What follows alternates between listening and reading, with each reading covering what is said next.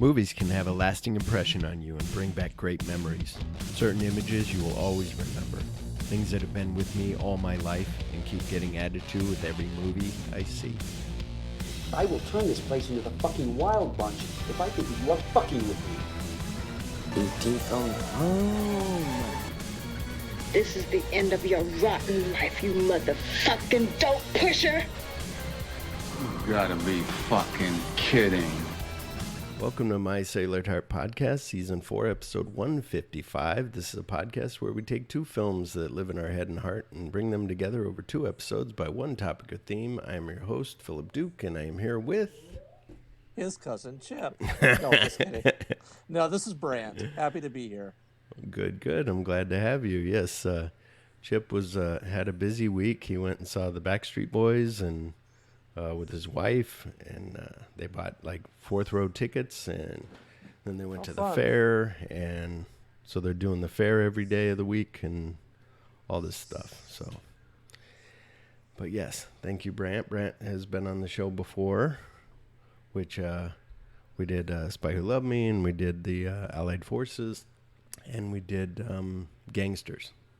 Yep. And and then we did the Triple Frontier, yeah, and all that. So that was fun. And then what was interesting on Quentin Tarantino's new podcast, they just did Moonraker, and he had never seen it before. And he was like, oh my God, that was horrible. And Roger Avery was like, no way, it was good. So... no, I think it's the worst Bond movie. Yeah, it's pretty bad. There's good things in it, but he was talking about how the character of Goodhead is like not really fleshed out. She's just there, and they don't know what direction to go in. So with her, but and then even and then of course they made the Hugo Drax just like Elon Musk, all that. So. But anyway, it was fun. But to start the show out, you and I have been watching the original Star Trek series, and Nichelle Nichols passed away on July 30th. Yeah, it's sad to hear that. It's sad that these people die, but also you're like, but they're old. Like when I tell the wife, like, so-and-so died, she's like, how old were they? I'm like, 89. But she's like, well then, yeah. There's only 3 people left from that cast. I was thinking that. What, Chekhov, William Shatner, and Sulu, yeah. Yep. So, Chekhov's son was a Boner from Growing Pains. I did not know that. Yeah. I found that out when Colleen and I were going to do a Star Trek episode, and I looked it up. And I remember when Boner, it was after the show, and the actor committed suicide, like in a park, hung himself or something. I didn't know that either. And then Chekhov was like devastated and everything, and I was like, holy shit, that's, forgive us for not using can't think of Chekhov's real name, but these are the people that we know. Walter Koenig. There you go. Yes. Koenig. Yes. I don't know how to pronounce his last name. Koenig, yeah, you're right. And now I want to, I had Sulu's name on the top of my head. George Takei. Takei. And yes, and then William Shatner. That's easy.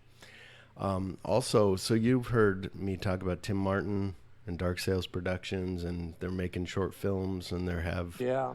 So I said, hey, send me this feature script that you're working on, because they did 2 short films so far, and Sushi is in some festivals and stuff, winning awards and all kinds of cool stuff. And so then I was like, well, I want to read this feature film because I heard it was pretty good from Arsenio, who was on the show. So he's like, all right. So he sent it to me, and it was really cool. I can't talk much about it, but he wrote it with Alex, the girl that it was her idea for Sushi. She wrote Sushi, and then they co-wrote this together, and it's just like a horror thriller. It's just really neat. And it was fun to read. Like, I hadn't read a script since, like, Kill Bill. I got that before it was released. Like, Kill Bill was leaked. And I remember I read the Kill Bill script, and I'm like, and you just can't even imagine how it's going to look. But you're like, oh, it sounds cool. And the Bonnie situation, like, Bonnie showed up in that. And she was a nurse that helped her in a tree. And so you're just like, oh, wow, that's cool. And so this was like that, just figuring out like, oh, where are they going to film? How are they going to pull this off? How are they going to do that? Like, and then just being surprised, just like reading a book. Like it was well written. Like I used to write, my scripts were just the guy's standing here and he's looking over here. This was really, you got the feel of it. How close to the finished product was the script? That was their final run through. You know, he wrote, because he was like, hang on, we're doing another polish of it. So now it's ready to go. So now they just got to wait to get funding again, like they did for Whispers and Sushi. But this will be their first full length. So like Sushi and Whispers, they can make in a weekend. This is going to take longer than a weekend because it's longer than like a 20-minute short film. But it's really cool. So yes, so it's very good. So I can't wait to see it like done, like made and completed. Yeah. And we have no corrections from last week's show that I know of. And are you ready to get into this show? You bet. All right. Let me play a TV spot. See the funniest man in America in the #1 movie in America.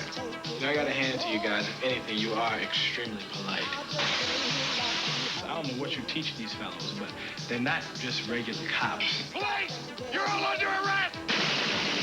They're super cops. You do that again, I'll shoot you myself. See Eddie Murphy in Beverly Hills Cop again. Rated R. Now playing at a theater near you. Check newspaper. Beverly Hills Cop, 1984. A freewheeling Detroit cop pursuing a murder investigation finds himself dealing with the very different culture of Beverly Hills. Eddie Murphy stars Eddie Murphy as Axel Foley. So the role was first offered to Mickey Rourke, who signed a $400,000 like holding contract. So I'm sure that's his money. Like, I don't have to give it back. It's a holding contract to do the film. When revisions and other preparations took longer than expected, Rourke left the project to do another film. Also, I don't know if you knew this, which goes with our next film. Also, Sylvester Stallone was originally considered for the part of Foley. Stallone gave the script a dramatic rewrite and made it into a straight action film. In one of the previous drafts written for Stallone, the character of Billy Rosewood was called Siddons and was killed off halfway through the script during one of the action scenes. Stallone had renamed the lead character to Alex Cobretti, with the character of Michael Tandino being his brother and Jenny Summers playing his love interest. Stallone has said that his script for Beverly Hills Cop would have, quote, looked like the opening scene from Saving Private Ryan on the beaches of Normandy. Believe it or not, the finale was me in a stolen Lamborghini playing chicken with an oncoming freight train being driven by the ultra-slimy bad guy. However, Stallone's, which just sounds horrible. It sounds like remember Red Heat? Like they had the buses and they were playing chicken with the buses and it was like, oh my gosh. I've never seen that. Oh, you never saw Red Heat? Oh. No. I think I have it on DVD. I'll have to Blu-ray. I have to lend it to you. It's fun. It's I don't know how I missed it. I just never saw it. Jim Belushi and Stallone. I mean Jim Belushi and Arnold. Arnold, yeah. And however, Stallone's idea were deemed too expensive for Paramount to produce, and Stallone ultimately pulled out 2 weeks before filming was to start. Stallone would later use the bulk of those ideas as a basis for the 1986 film Cobra. 2 days later, the film's producers, Simpson and Bruckheimer, convinced Eddie Murphy to replace Stallone in the film, prompting more rewrites. Besides Stallone and Rourke, other actors who were considered for the role of Axel Foley included Richard Pryor, Al Pacino, James Caan, and Harrison Ford was offered the role but turned it down. So that would have been, for one, it would have been a total different movie, like not with the comedy in it. And I always wonder with these, like, it's like Running Scared with Billy Crystal and Gregory Hines. Like, it's written so well that you're like, what part was like ad-libbed and how do you write for that actor? Like, you got to write for that specific comedy type, you know? And they've said, like, a lot of this film was just Eddie Murphy just improvising. And they said, I don't know if it's true, but they said that part where he's talking about them being super cops and you see John Ashton's, like, pinching his temple is he's getting ready to break and like laugh, but he had to keep stopping himself from laughing. So, Judge Reinhold is Detective Billy Rosewood, John Ashton as Sergeant Taggart, Lisa Albacher as Jenny Summers, Ronnie Cox as Lieutenant Bogomil, Stephen Burkhoff as Victor Maitland, James Russo as Mickey Tandino, which I love, James Russo, and Bronson Pinchot as Serge. So, yeah, Serge is just so great. Written by Danilo Bach, who is a guy, and Daniel Petrie Jr. wrote the story, and then the script was written by Daniel Petrie Jr. So could you imagine you're writing it, you're doing like, if you're with Stallone, unless Stallone just took it over and did it himself. But if you're like, okay, wait, now I got to change it, and then he leaves, and now you're like, oh, I got to change it again, you know. And then are you happy with that final project, or would you rather written the full-on like action movie? So it's interesting. You can chime in anytime, Brandt. I know you're like, but you're reading the notes. I don't want to interrupt. Interrupt anytime. I can always find out where I'm at. This part's interesting. Directed by Martin Brest. So Martin Scorsese was offered to direct the film, but turned it down as he felt that the film's concept was too similar to Coogan's Bluff. And this is even weirder. David Cronenberg was also offered to direct the film, but also turned it down. So like, that would have been wild. Isn't David Cronenberg's films always body horror? So why would he jump off to do this unless it's one of those John? Yeah, that would have been interesting. You know, one for them and one for me. Like, make the money to make your own film or whatever. Yeah, it would have been really weird. But it is true. Like, this could have matched with Coogan's Bluff. Like, you could have done, you know, Coogan's Bluff is him from Texas, Clint Eastwood coming from Texas to New York or L.A., wherever it is. And he's an old town, you know, he's a little town sheriff or whatever he is, cop. And now he's got to deal with, like, the big, you know, kind of like Brannigan was that way when John Wayne then went to London and was like, oh, I can't do the cop stuff that I was doing there because now I'm in London. And yeah. All right. Are you ready for Recasted? Yeah, let's do it. Chip's favorite part. I'm glad Brandt, I thought Brandt would be like, because Brandt tells me, he's like, I have no idea who you guys are talking about. I'm like, I know, Chip's all full of CW teenage stuff. And I'm like, I don't know. I watch old stuff. I don't watch new stuff. It was really hard. It was like homework. Yeah, exactly. So for Axel Foley, I got Damon Wayans Jr. You know, he was in, did you ever see Let's Be Cops? It was like a comedy. Well, he was in there with a guy named Jake Johnson, which I put Jake Johnson in here too. But Damon Wayans Jr., who's Damon Wayans, who was in this film, you know, here, don't tell anyone. I'll give you 3 bananas. Detective Billy Rosewood, I got Austin Butler, the guy that just played Elvis. Oh, okay. I picked him just because I did a little bit of a cheat, and I was like, Judge Reinhold was 27, so where's the 27-year-old actor? Oh, Austin Butler. So I knew kind of where to pick from. And then Sergeant Taggart, I was like, oh, Taggart, John Ashton is like 37 or something, 38. And so I got Wyatt Russell, because I could see Kurt Russell's son, and he was in Disney. He was in the Falcon and the Winter Soldier TV show. He played the new Captain America. So Wyatt Russell, because I could see him kind of being serious and being more of a cop, and kind of Austin Butler being like the young, kind of naive cop, you know. Jenny Summers, I got Dakota Johnson. I know you don't like her, or you didn't like her in Bad Times at the El Royale, but I put her in there. Mikey Tandino. I got Jake Johnson, the guy that was in so he was in The New Girl, that TV show. Who that is. Well, he looks like the guy from The Mexican and some other thing. Anyway, Lieutenant Bogomil, I got Bryan Cranston, because I was like, oh, he'd be good. And Victor Maitland. So I just watched Nope, and Michael Wincott is in Nope. You know Michael Wincott from The Crow and Metro with Eddie Murphy. So I was like, oh, Michael Wincott would be a good bad guy. So I put him in there. So what do you got? Okay, well, let me jump over and grab my notes here because I can't remember. All right. Okay, so Axel Foley, I probably went too old, but I couldn't think of anybody who could, stand in Eddie Murphy's shoes. Yeah, like 24 years old or whatever. Yeah, it's crazy. Right. So I chose Kevin Hart. I was thinking that, yeah, he'd be good. Yeah. And then for Rosewood, I also casted older. I chose Giovanni Ribisi.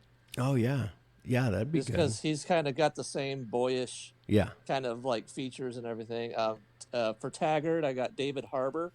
Oh, cool. Oh, wow, that's a good one. Yeah, I like that. And then Victor Maitland is Mads Mickelson. Okay. Oh, yeah, that'd be good too. Yeah. Jenny Summers, Jennifer Lawrence. Oh, yeah, that'd be good. Yeah. And yeah, then, she fits the acting. I could see her being kind of, Lieutenant Bogomil, I chose Anson Mount. I don't know if you know. It sounds familiar. He plays Captain Pike on Strange New Worlds. Yeah, he's fucking badass. Have you watched? Did you finish Strange New Worlds yet? No, not yet. Oh, it's fucking amazing. And then Mikey Tandino, I got Pete Davidson. Oh, that's cool. Yeah, I could see that. Yeah, Chip was like, Pete Davidson is actually a good actor, and I'm like, I don't know. I'm check with me might later. Work. And then I did you one more. I thought like Inspector Todd, Axel Foley's boss. Yeah. Have that played by Eddie Murphy. Oh, that would be good. Oh, that'd be cool. And that guy was a real Detroit. He was a real chief in Detroit. Oh, I didn't know that. Yeah. When I was looking up stuff like when White Boy Rick came out, and I was looking up stuff about that, I was like, oh shit, Gil whatever is a real, he's a real chief. Like, it's cool. So how did this movie come into your life? My stepmom took me to see it. She took me and my brother to see it. I was 10. And I don't know if, I have no idea how we wound up seeing that. I don't know if she wanted to see it and just said, I don't care if it's R-rated, we'll just go see it. Yeah. But I loved it. Yeah, it's like action comedy. Like, I don't remember another action comedy that did so well, that just works, like normally there's comedy or there's action or there's a little bit of comedy in your action, but this is like right down the middle, like, works. And blends really well. I think I saw it had to be on cable because I was 13 when this came out. But yeah, every time I would just watch it, like I know all the lines when I watch it, and I'm like, oh, I love I love all that, Rolling Stone magazine, but obviously you can't come in here if he's, I'll tell him Michael Jackson can sit on top of the world as long as he doesn't sit in the Beverly Palms Hotel. Okay, wait a minute, sir. Wait. So, you ready to get to some listener opinions? We got one. Yeah. Here we go. Well, you gotta have an opinion. Well, opinions are like assholes. Everybody has one. I hated this movie. Yeah, well, that's just like your opinion, man. I like it! Opinions vary. Dank_817 wrote, quote, one of the funniest movies ever made. It's one of my favorites, unquote. So I thought more people would write, but I think with Instagram, I think a lot of people think like, if I just like it, that means that I like it. If I hit the thumbs up, like, and it's like, no, I want you to respond. So, but yes, very good. All right, you ready to discuss this thing? I was born ready. All right. Oh, look at you. That was a movie line from somewhere. Young and reckless Detroit Police Department Detective Axel Foley's latest unauthorized sting operation goes sour when two uniformed officers intervene, resulting in a high-speed chase through the city that causes widespread damage. So this was interesting, too, because recently my wife and I watched, it's called Body Cam. It's on Discovery Plus, and a guy stole a diesel with a trailer on it and was just mowing people, not mowing people down, but hitting cars, and the cops would try to throw out the strips and it would miss, and they were trying to shoot him and they couldn't hit it, and just finally they got him with Finally, he blew a tire because he went over some curb, and that blew his tire, and then that fucked him up. Then he slowed way down to like 15 miles an hour. But it was one of those where I'm like, now you got to figure out, like, how do you stop a diesel? Like, when these things happen, like, you got to make a plan. But anyway, it's crazy. His superior, Inspector Douglas Todd, reprimands Axel for his behavior and threatens to fire him unless he changes his ways on the force. And that's where, now I forget his name, but he's like, this ain't my locker. And then later in the second one, he's like, this ain't my office. Axel arrives at his apartment to find it has been broken into by his childhood friend Mikey Tandino. When they were kids, Mikey and Axel committed Grand Theft Auto together, and Mikey took the rap for it and served time in prison. He ended up working as a security guard in Beverly Hills thanks to a mutual childhood friend, Jenny Summers. Mickey shows Axel some German bearer bonds, and Axel wonders how he got them, but chooses not to question him about it.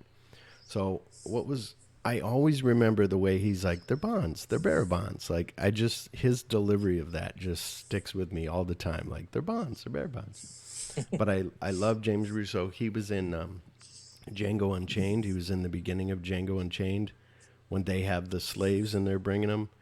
And I was and he shows remember up him from Open Range. He's in that. Oh wow, yeah. I'll have to watch I've only seen Open Range like twice, but I love it. I need to. Yeah, it's a good I got movie. that from you. I need to rewatch it. And I don't know what, like I just said, when I saw him, and then I was like, oh yeah, it's like it's the sheriff from Open Range. I don't know why I went there, but he's been in a lot of other movies, but that was the one I thought of. Yeah, exactly. He was in around this time. Farrah Fawcett, remember she did a couple of those TV movies. One was The Burning Bed. Yeah. And one was called Extremities. And it was about her being raped by this guy. And then he came back to the house and they captured him. She captured him and put him in the fireplace and locked him in there. And she wanted to kill him, and her friends are trying to talk her out of it. And he's trying to be like, no, please don't. But then you find out like he's just lying to get out, like he's still, So it was he did a really good job in that. But anyway, so is The Burning Bed the one about the woman who killed her kids? No, this is the one where her husband beats her, and so then she lights his bed on fire. I've seen there's a Farrah Fawcett TV movie where it was like based on a true story. I saw this in high school, and she killed her kids because she wanted some guy who didn't want somebody with kids. It was crazy movie. That had to be a different one because Burning Bed was like. It was an abusive wife, and then while he was sleeping, she burned the bed. Oh, that's right. Burned him in the bed, and it's like, holy shit. After hanging out at the bar, they returned to Axel's apartment where two men, Zach and Casey, knock Axel unconscious, confront Mikey about the bearer bonds, and then kill him. And that part's just brutal for... That's where it takes that turn. You're like, oh, it's a comedy. Yeah. And then all of a sudden you're like, wait, they just shot him in the back of the head. Like, holy shit. Axel asks to investigate Mikey's murder, but Inspector Todd refuses to allow it because of his close ties to Mikey. Axel uses the guise of taking vacation time to head to Beverly Hills to solve the crime alone. He finds Jenny working in an art gallery and learns about Mikey's ties to Victor Maitland, the gallery's owner. He's like, how much is this? $150,000. Get the fuck out of here. No, I cannot because it is serious. I'm serious. And, if they do make this movie, they would have to get Bronson Pinchot to play that part again. Yeah. Nobody else could do that. And I was thinking, I wonder if somebody watched that and was like, he does this accent. Maybe he could do like a Russian accent and be in, Perfect Strangers. But it was, so it's so weird. The shows that we loved when we were children, like Perfect Strangers, and then you watch it now and you're like, wow, that's a little rough, or a little, some things are good, but there was an episode where they went and worked out and they were sore, and the girls came over, and then they were like, had to move really slow because they were in pain. Anyway, it was funny. I haven't seen Perfect Strangers since high school, probably. Oh, wow. Yeah, I think it's probably doesn't hold up. I think it's on Hulu. Yeah, I know. My wife was like, we watched Alf and we watched Who's the Boss and stuff like that, like available on Roku or whatever. But posing as a flower delivery man, Axel goes to Maitland's office and tries to question him about Mikey, but is thrown out a window by Maitland's bodyguards and arrested. They threw me out a window. They said you jumped out the window. At the police station, Lieutenant Andrew Bogomil assigned Sergeant John Taggart and Detective Billy Rosewood to follow Axel. Taggart and Billy have a humiliating encounter with Axel when he sabotages their car. So, first of all, I like how, and I know it's acting, it's whatever it is, and maybe you're reading into it, but I love how, but I don't think with this, I think this was acted this way, how Taggart really thinks that he thinks that Axel's gonna either press charges or be angry or whatever, and Foley's like, cops don't tell on other cops. We don't do that. Like, what the fuck? And Taggart kind of gives him this look, like respect, and like, you know, just gives him this, and you're like, oh, cool. And I love that. The part I really love is at the bar, but we'll get there in a minute. So in the script, Axel stuffs potatoes he stole from the hotel kitchen into the tailpipe of Rosewood and Taggart's car. Due to time constraints, no scene from the kitchen could be shot. Because the hotel lobby was already on location for a few scenes, the script was rewritten, so Axel takes bananas with Damon Wayans' approval from a buffet in the lobby. And bananas are funnier than potatoes anyway. Yeah, exactly. and you had, and then Damon Wayans is like, you know, playing like he likes, you know, Axel Foley, so he's like, here, just, you can have them. You don't have to buy them. And it's just funny. His character. He does great characters, Damon Wayans. And that was his first movie. Yeah, I was thinking that. Yeah. Damon Wayans. Yeah, I was wondering if him and if they came up together in stand-up, like Jerry Seinfeld talks about how Eddie Murphy was like 14 when he came in to do comedy and into the clubs, and they were just like, who's this young kid? And he tore it up and, you know, was great. Wow. As a result, because like I think Jerry knows him from like 79, like that's how long ago like he would perform. So almost when Jerry was coming up, like Billy's coming up. As a result, Billy and Taggart Eddie and Jerry. Yeah. So I was wondering who's Billy? Billy? I know who's Billy. As a result, Billy and Taggart do not get along with Axel at first, but the three do begin to develop a mutual respect after they foil a robbery at a striptease bar. So that's that part where I love, where he's like, he's telling Billy, like, here, give her some ones. Like, I think she likes you. And then over here, he's talking to Taggart, and he's like, look, something's going down. And Taggart's giving him this look like, yeah, right. And he's like, and I like where that changes. His face gets real serious, and he's like, no bullshit. He goes, no bullshit this time. And Taggart's like, okay. And then he goes over to watch that guy. But I'm also thinking, like, these guys are in suits. Like, they don't look like cops at a strip club. Like, come on.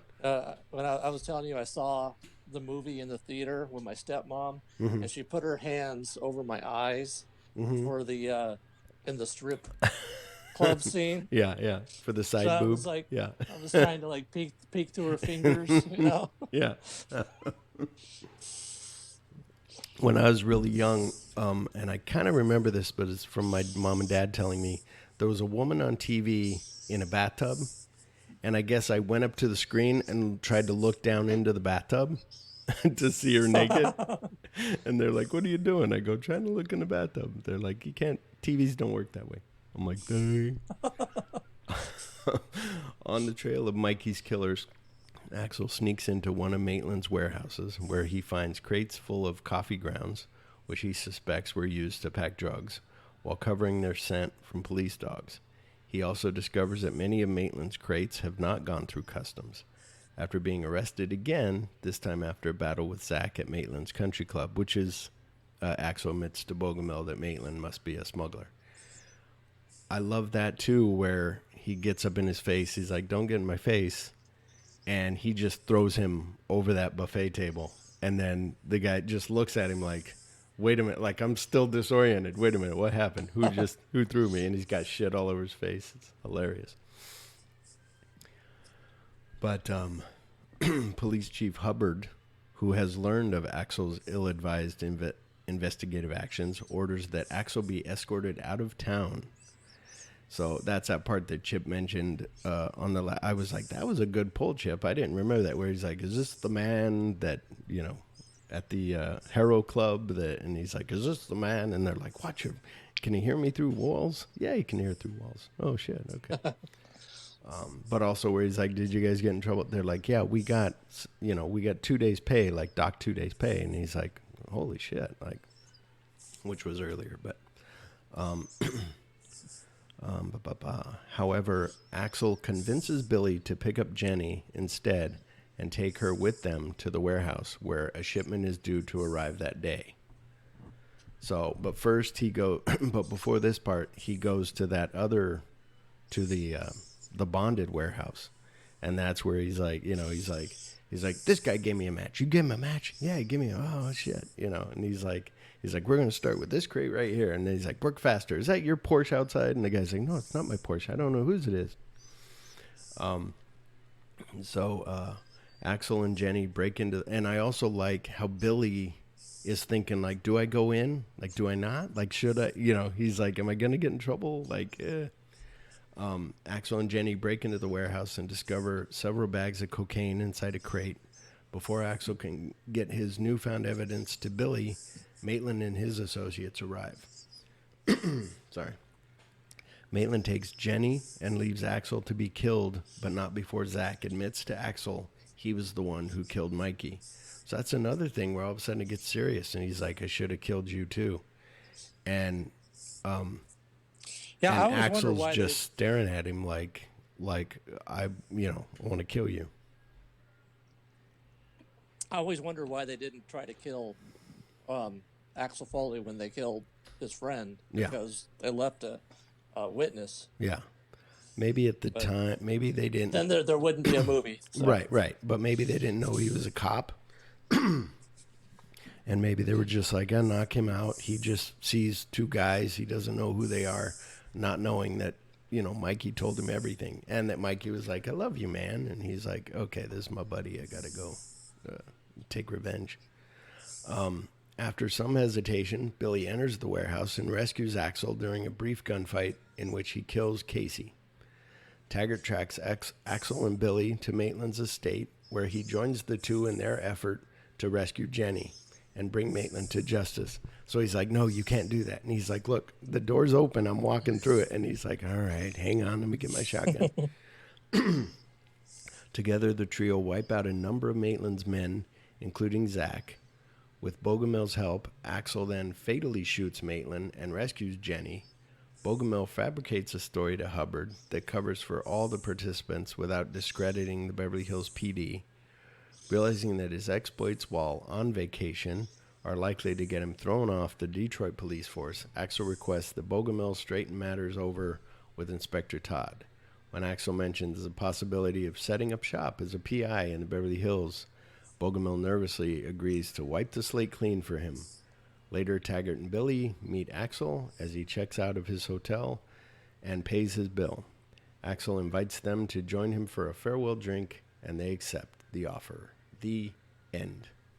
So I like here, too, where they're at the end, like, it's got that comedy bit of him trying to get over the wall, and they could have just went up the same way, but they went that way.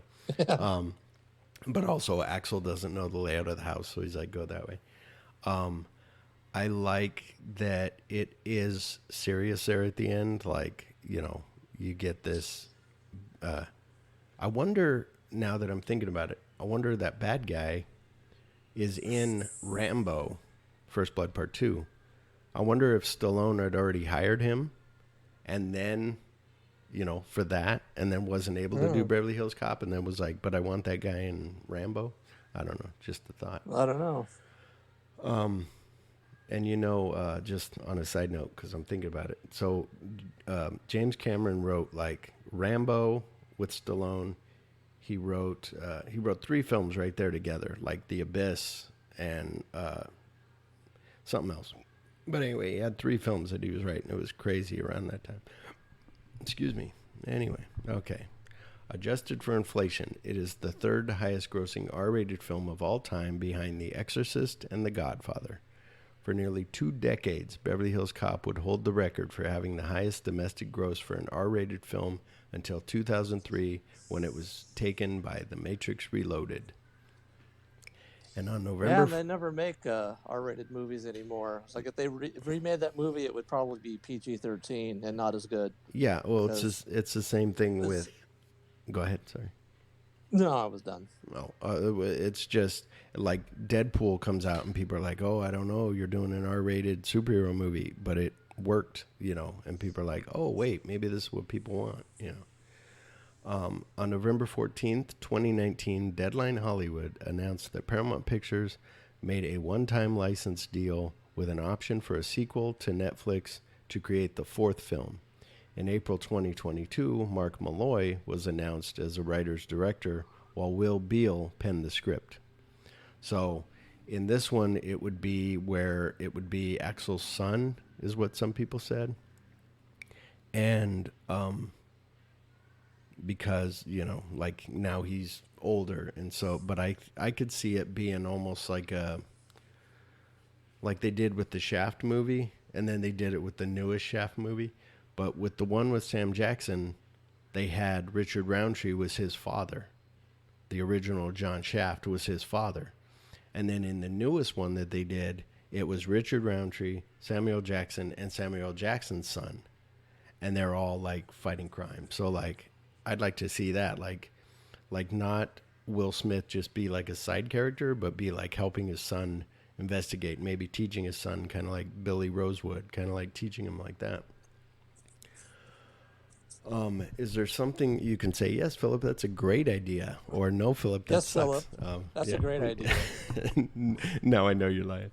Is there something that sticks with you from this movie, like that lives in your head and heart? Like mine would be him being like, Phil, and then flipping the guy over and, taking that guy down. Going back to seeing it the first time, mm-hmm. what stuck out to me the most as a kid was the strip bar scene, mm-hmm. to be honest. Yeah. And the bananas in the tailpipe, mm-hmm. I thought that was funny. Yeah. And honestly, watching as an adult is pretty much the same. So yeah. That's where it holds up. But when we get to rating, it's not a 5-star, as you told me. No. I won't give it away.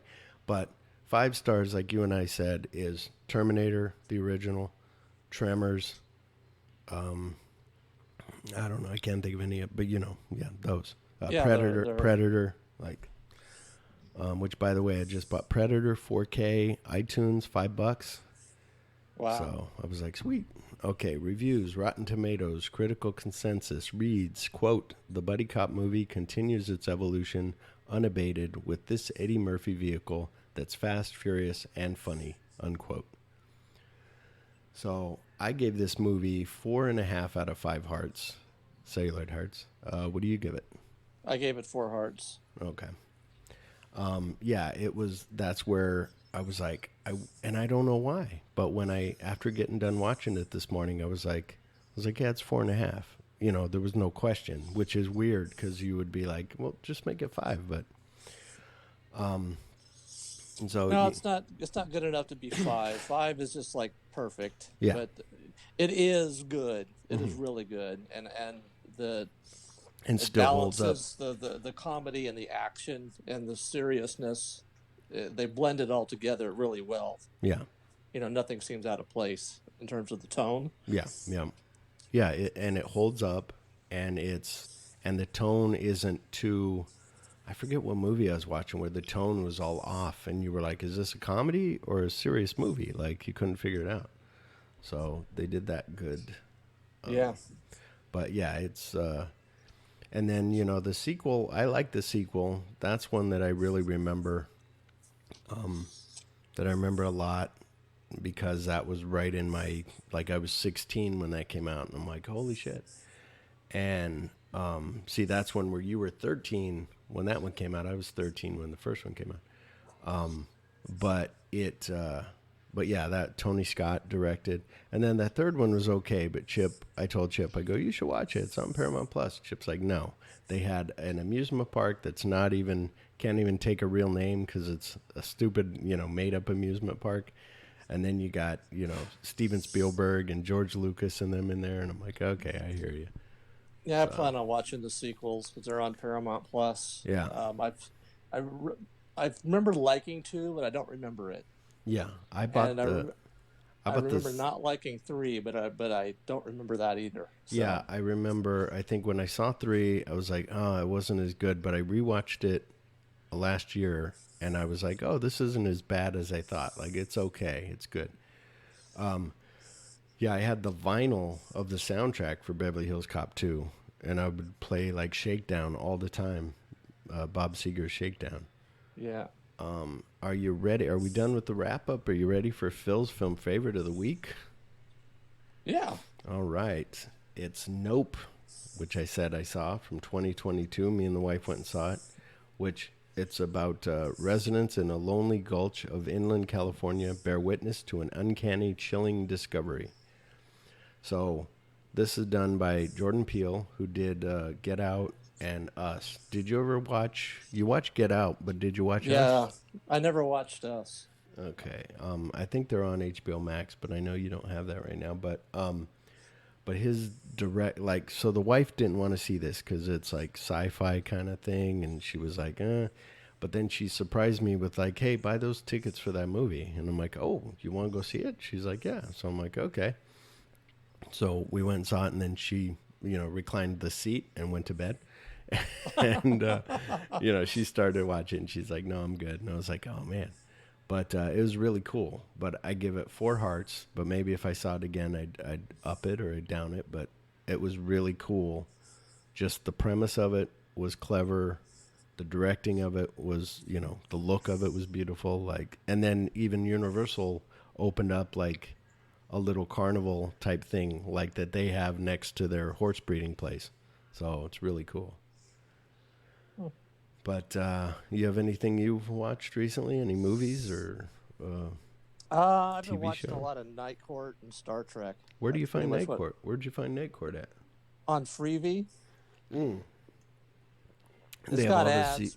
Yeah, it's on Amazon. but That's on Amazon. Yeah, They have all the episodes. So that's cool. Yeah, because like when I was telling you how me and the wife watched Who's the Boss, they only had like so many seasons, and then you couldn't watch them all.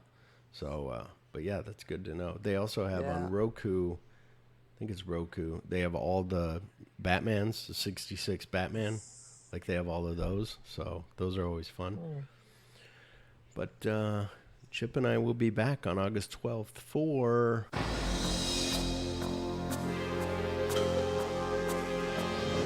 Society is breeding a new kind of criminal. It's also breeding a new kind of cop. Meet Cobra. He does the job nobody wants.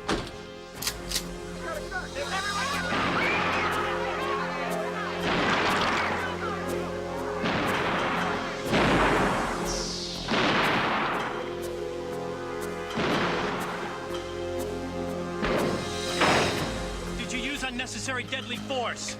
I used everything I had. Do you know you have an attitude problem? Yeah, but it's just a little one. You think you would recognize me if you saw him again? The tall one? Yeah. The one that wants to kill you. Do what you have to do to get a lead on this maniac. And if I find him? Do what you do best.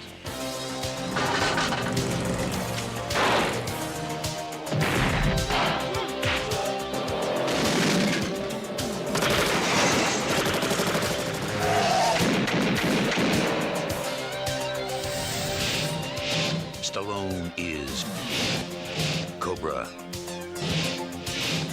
the strong arm of the law.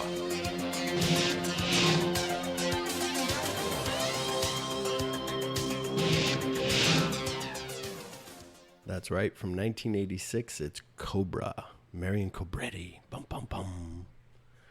So thank you, Brandt. I'm sorry this was such a short show. You can keep talking if you want. We haven't gone very long. Yeah, well, you caught me at the end of the night. Yeah, I know. I don't have a lot of energy, so I apologize. It's understandable where I tell people when I do this, like I wake up and like, okay, I've had my coffee. I'm on my, half a cup now. So I did one and now I'm on my half. And now it's like, okay, I'm ready for the night. And everybody else is like, I'm ready to chill and go to bed. And I'm like, oh man, come on. And so that's my thing. But you're at least better than, I had a guy on my Diamonds Are Forever episode who was living in Vegas. And he's like, I want to be on your show. And I've never seen James Bond. And I said, oh, well, I'm going to do Diamonds Are Forever. And you live in in Vegas. So do you want to do this? He goes, yeah, okay.